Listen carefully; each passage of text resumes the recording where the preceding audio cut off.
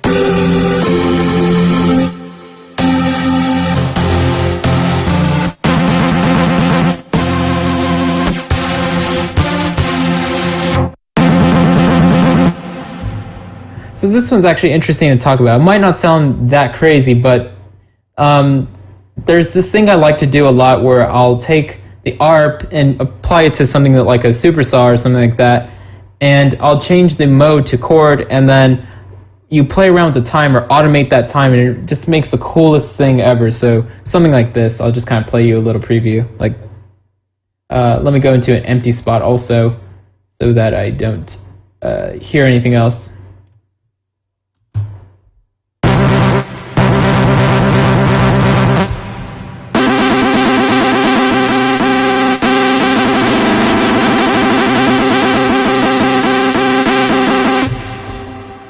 So, you know, I think in my demo, the preview demo I'm making for all this, I do a crazy part where I utilize this kind of effect. So that's just something to keep in mind. So let's go into some of the other stuff. So, there's really cool acid stuff here. So there's like, I think from this preset to this preset, this is like all acid stuff. And then there's more acid bass on the other page.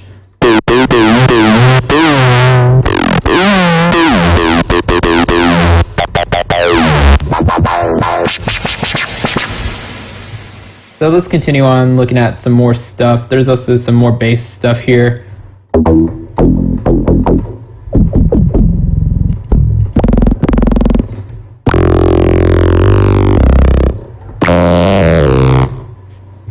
And so I was talking about earlier, actually I wanted to play this one because I really like this one. I use this one a lot actually.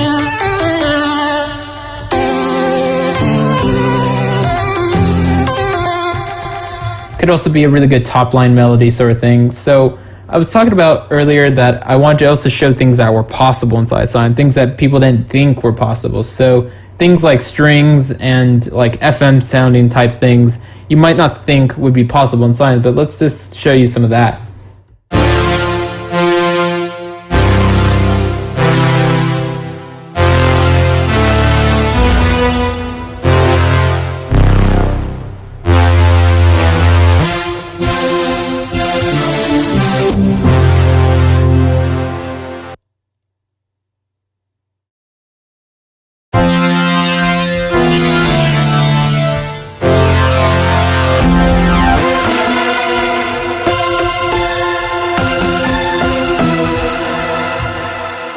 This preset's actually kind of funny because it's kind of making fun of Nexus, how some of those strings in there are so bright and so like kind of like super like overdone, which is kind of funny. So it's kind of homage to it in a way. But let's go back. So another one of those things I was talking about that's you wouldn't think is possible inside Sylenth is a sound like this.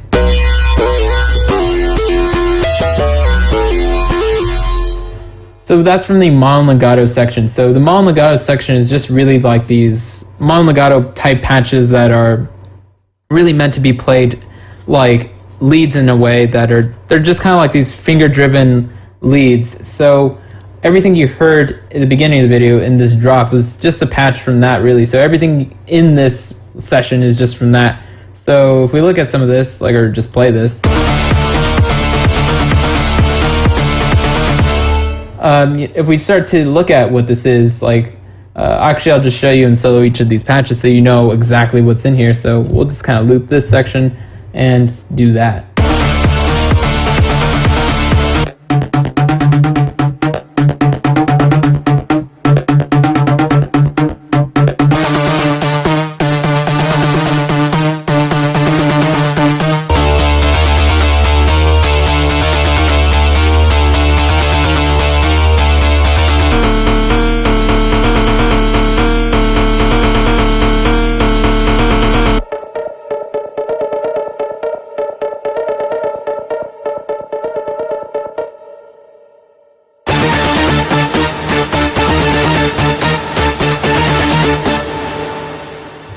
So I kind of showed you like basically what's in here, and really like this is just layering. So I can just take out the other layers and just have the two mono legato layers by themselves, and it still sounds really cool. So just those two layers by themselves, and then everything else is just to layer more harmonics and kind of just make it a lot more full and interesting. So layering is a big part of this. I'm not going to try to sell you anything false, like to say like, oh, one patch is all you need. I mean, some of these patches can definitely be that, and the Mal Legato ones are definitely made for that kind of thing. But the more you layer, the better results you get. And I made my bank so that most of these presets layer in really well with each other. So obviously I use this bank. I don't use other Sylenth banks. I always have preferred making my own patches. That's kind of what I pay tribute to, thinking I've learned so much about synthesis because I've always made my own presets. So when I was making this bank, I spent a lot of time making sure that everything fits in well with everything. So the base stuff and the leads and the ARPs and everything should just fit together nicely. So let's take a look again at these Mal Legato layers. So I'll just kind of play you through some of those. So definitely kind of showing you what is possible in Sylenth. Like again, if you didn't hear this, I could put a picture up of FM8 or Spire, and you would think it's that, just by playing this.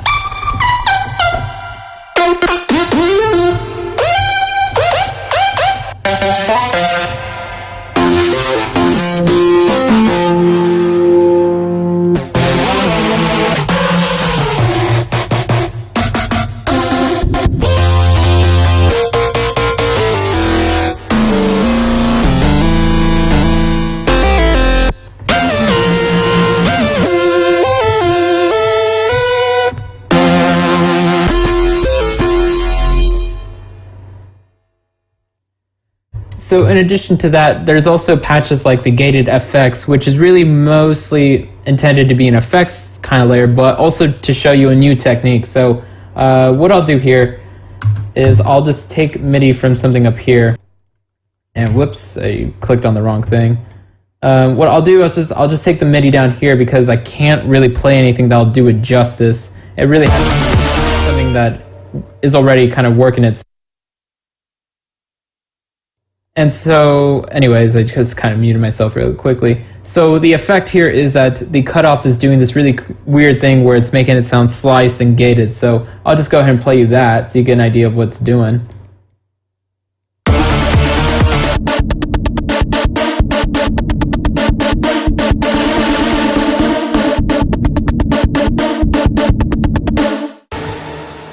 So I kind of like doing that kind of stuff also to show you different types of techniques and effects to get certain types of things and really show you as much innovation as possible. And you'll notice things like I do with delay sections and the syncing of things and the modulation section, and even like what I do anywhere in Sylenth. There's just so much room to innovate, which is what I like about Sylenth, because it is a very simple like interface to use. Like the synth itself is very easy to use, but to really like get into like being creative with it, I think limited is so good for creativity sometimes.